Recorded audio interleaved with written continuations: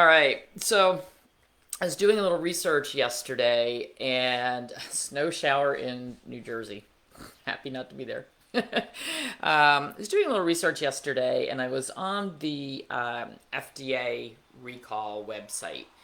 And in the past year, we have had recalls in the US for euthanasia solution in pet food, excess vitamin D, something like almost 3,000 times the recommended amount was found in the foods. Aflatoxins, which are mold toxins in pet food that cause liver damage and made a lot of dogs sick, dogs and cats sick. Bacteria, salmonella, listeria, E. coli. Too much thyroid hormone found in pet food. Well, how does that happen? That happens because they're using the gullet meat from up around the trachea and esophagus, the meat in the throat area, and they're not getting the thyroid out of there. Plastic pieces, metal pieces, decreased thiamine, which is a B vitamin, low taurine, all of these things in pet food from these big pet food companies, the leading manufacturers, who supposedly have scientists on hand, veterinary formulators on hand, and we're being told by the veterinary community that we should only feed foods made by those big manufacturers that are loaded with grains. Oh, yeah, where did the aflatoxins come from? That would be the grains, because the moldy grain goes into the pet food, not into human food. So, where are they going to stash that? Where are they going to hide it? In the middle of the truck that's going into pet food. The gullet area of the animal, that's pretty much a waste product for the human food industry. Not that it can't be used for pet food, because there is meat there, there's muscle meat there, but the companies have to be a little more proactive in making sure that they're not including thyroid. How do we end up with hyperthyroid dogs? That is very rare, very rare. We've seen a few dogs with thyroid tumors, very rare. Bacteria in the food, well, dry kibble is cooked, it's rendered. Some of the ingredients are rendered that are in there, some of the meals, the fats, yet we still get bacterial contamination.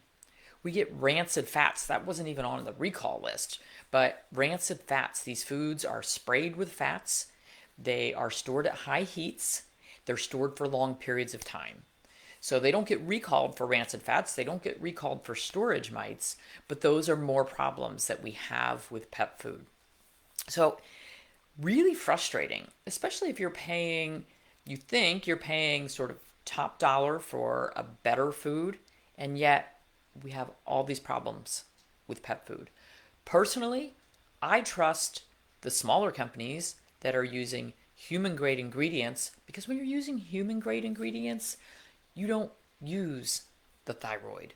You don't have euthanasia solution in there. If you're not adding a synthetic vitamin mineral mix, then you don't have to worry about having a vitamin mineral mix that has too much vitamin D or too little vitamin B.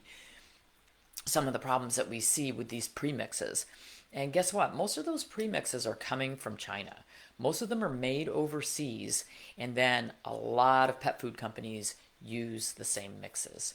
So I'm a huge fan of companies that use whole foods to get their vitamin and mineral content. Huge fan.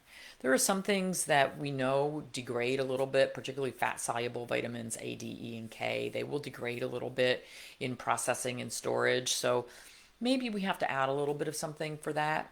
But I'm not a huge fan when I see this really long list of chemicals that are added in, because most of those are synthetics, and that helps contribute to allergies and the body reacting against what we're putting in. So, any info about Ollie's? Well, there's no. I'm not fond of Royal Canin or prescription diets. Absolutely no way.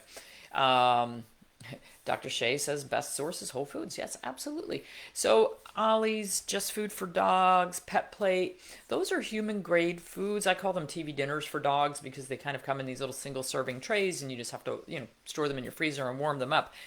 they're not bad products in that a lot of them are using only human grade foods. Some have a vitamin mineral mix added, some do not. Many of them are too high in carbs for what I would feed my pets. Doesn't mean that yours might not do very well on those products. If you don't want to make your own food, but you want human grade ingredients, there's a lot of things coming on the market or have been on the market for the past 5 years or so. So we have a lot of really high quality foods out there, but those are the foods, the human grade foods that most veterinarians are warning against, yet they're the ones that make the most sense to feed our pets.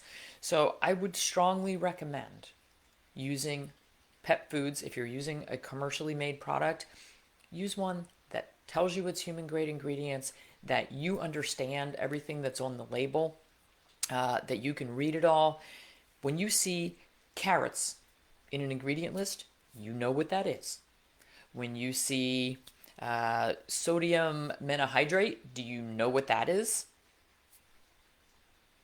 So if it's a lot of chemically sounding stuff, I'd back off. I'd be a little more careful. A little more careful, particularly if you have animals with allergies or food sensitivities. Yep, that's the book. Oop, that's the book. Yin and Yang Nutrition for Dogs, Maximizing Health with Whole Foods, Not Drugs. It's available on Amazon. Oop, available on the website. For those of you who are new and not familiar, Maximizing Health with Whole Foods, Not Drugs. And then the other book that I highly recommend is the original, From Needles to Natural, Learning Holistic Pet Healing. Talks about all kinds of different diseases and problems that our pets get, dogs and cats, and how to treat them naturally, how they're diagnosed, and foods that you can use to treat them as well. So, the books are available on Amazon that you can get the Kindle version. Yes, go with a company that's open and honest about their products. So, hypothyroidism is extremely common, because it's an autoimmune disease. Usually it's an autoimmune thyroiditis, so we see a ton of that. Okay, everybody have a wonderful day. We got to get to the farm in the rain. Yay. Just love these rainy days. That's okay. I need to work inside today, so it's okay. I got tons to do today. Susan Thixton's list. Yep. Those are going to be high quality foods that are on her list. That's truthaboutpetfood.com.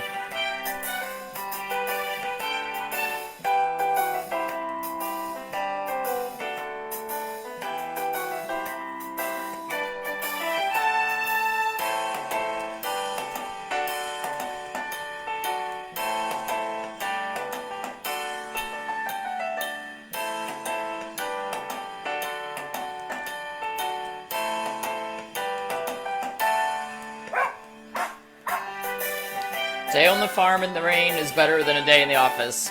It is. I'm going to spend a lot of time in the office today, though. This office.